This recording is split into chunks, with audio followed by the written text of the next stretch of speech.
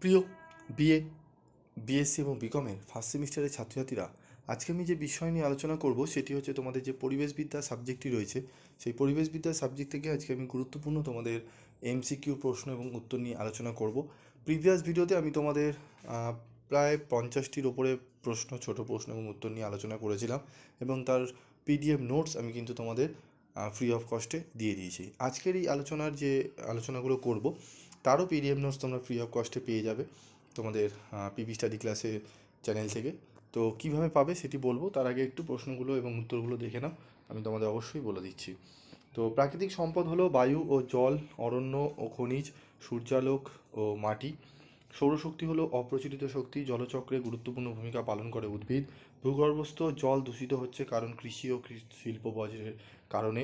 বিশ্ব জল দিবস পালিত হয় 22শে মার্চ। প্রত্যহ গড়ে একজন ভারতীয় জল ব্যবহার করে 135 লিটার। জিমারম্যানের মতে সম্পদ হলো বস্তু বা পদার্থের কার্যকরী শক্তি। জল কাঁচামাল হিসাবে ব্যবহৃত হয় শিল্পে। তেহরি বাঁধ নির্মাণ করা হয়েছে নেপালে ভাগীরথী নদীর ওপর। বসুন্ধরা নদীর জল নিয়ে সমস্যা অন্ধ্রপ্রদেশ ও উড়িষ্যার মধ্যে। কৃষিতে জল অপব্যয় রোধে ব্যবহার করা হয় স্প্রিংকলার্স। বনজ সম্পদ হলো মোম। কাগজ শিল্পে ব্যবহৃত হয় বাঁশ, নরম কাঠ, যুক্ত বৃক্ষ, নানান জাতের ঘাস। টারপিন তেল পাওয়া যায় পাইন গাছ থেকে। দীর্ঘতম ম্যানগ্রোভ বৃক্ষটি হলো পাইন। অচিরাচরিত শক্তির উৎস হলো সৌরশক্তি ও বায়ুশক্তি। এলপিজি ব্যবহৃত হয় রান্না এবং অটো চালানোর জন্য। রয়্যাল বেঙ্গল টাইগার পাওয়া যায় ভারতের সুন্দরবন ম্যানগ্রোভ অরণ্যে। তেজস্ক্রিয় খনিজ হলো ইউরেনিয়াম ও থোরিয়াম। পিট বিপ্লবযুক্ত তৈলজাতীয় খাদ্যে। ভারতের সবুজ বিপ্লবের পথ প্রদর্শক হলেন স্বামীনাথন। সবুজ বিপ্লবের সূত্রপাত হয় গম উৎপাদককে কেন্দ্র করে। ভারতের সবুজ বিপ্লব পরিকল্পিতভাবে শুরু হয় 60-এর দশকের মাঝামাঝি। চেরনোবিল দুর্ঘটনা ঘটেছিল 1986 সালে। সকল শক্তির উৎস হলো সূর্য। চেরনোবিল দুর্ঘটনা পরমাণু শক্তির উৎপাদন কেন্দ্রের সঙ্গে জড়িত। তো এখানে আমি টোটাল 26টি প্রশ্ন তোমাদের বলে দিলাম। এই 26টি এবং আগের 50টি, টোটাল 76টি এমসিকিউ তোমাদের আমি কিন্তু আলোচনা করে দিলাম। এগুলো ভালো করে পড়বে, খুবই দেখবে তোমরা কিন্তু উপকৃত হবে।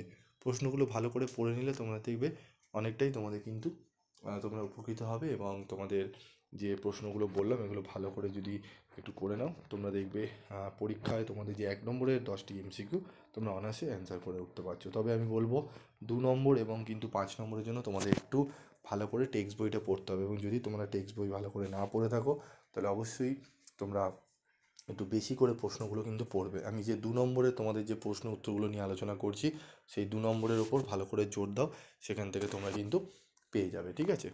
এবং তোমাদের অন্যান্য যে সাবজেক্টগুলো রয়েছে সেই সাবজেক্টেরও তোমরা কিন্তু সাজেশন এবং নোটস পেয়ে যাবে। তোমাদের কোন কোন সাবজেক্টের সাজেশন নোটস লাগবে তোমরা অবশ্যই কমেন্ট বক্সে লিখে জানাবে।